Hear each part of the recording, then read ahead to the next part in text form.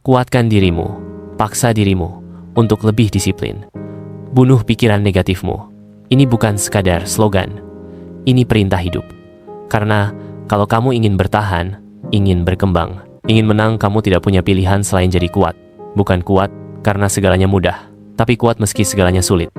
Lihat sekeliling. Dunia tidak peduli apakah kamu sedang lelah, galau, atau takut gagal. Waktu tetap berjalan.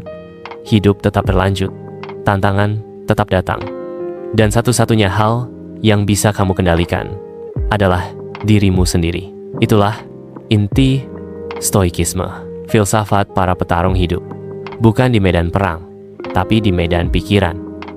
Stoikisme mengajarkan, kamu tidak bisa mengatur dunia, tapi kamu bisa mengatur responmu. Kamu tidak bisa mencegah rasa sakit, tapi kamu bisa memilih untuk tidak dihancurkan olehnya. Paksa dirimu untuk disiplin, karena tanpa disiplin, kamu jadi budak dari mood dan alasan. Sebuah arahan tegas muncul di layar. Disiplin diri. Bangun saat tidak mau bangun. Latihan saat tubuh ingin istirahat. Belajar saat pikiran ingin lari. Itu kekuatan. Itu kendali. Itu jalan stoik. Dan bunuh pikiran negatifmu. Paksa dirimu untuk lebih disiplin. Bangun saat tidak ingin bangun. Berlatih saat tubuh ingin beristirahat. Belajar saat pikiran ingin melarikan diri. Itu kekuatan. Itu kendali. Itu jalan stoik. Dan bunuh pikiran negatifmu. Kalau kamu terus percaya suara di kepalamu yang bilang, aku gagal, aku tidak mampu, ini tidak ada gunanya, maka kamu sedang meracuni hidupmu pelan-pelan. Tanya pada dirimu, apakah ini fakta? Atau hanya rasa takut yang menyamar jadi logika? Marcus Aurelius pernah menulis, kebahagiaan hidup bergantung pada kualitas pikiranmu.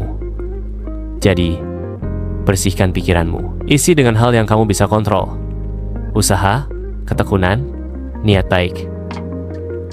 Dan abaikan yang di luar kendali. Opini orang, hasil akhir, atau nasib. Kamu bukan korban, kamu pengendali. Bukan orang lemah yang hanya menunggu motivasi datang, tapi pribadi kuat yang bertindak meski motivasi tak ada. Kuatkan dirimu, disiplinkan dirimu. Matikan suara negatif dalam kepalamu sebelum ia tumbuhkan keraguan. Kamu tidak butuh jaminan sukses. Yang kamu butuh adalah komitmen untuk terus bergerak. Karena orang biasa bisa menjadi luar biasa jika ia cukup keras kepala untuk tidak menyerah. Hidup stoik, hidup kuat, hidup sadar. Mulai sekarang, mulai dari dirimu. Kuatkan dirimu. Stoikisme untuk hidup yang tak terkalahkan.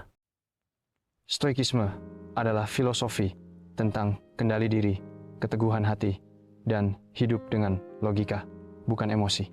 Dalam konteks narasi ini, stoikisme dimaknai sebagai mengendalikan diri di tengah kekacauan. Hidup tidak selalu adil.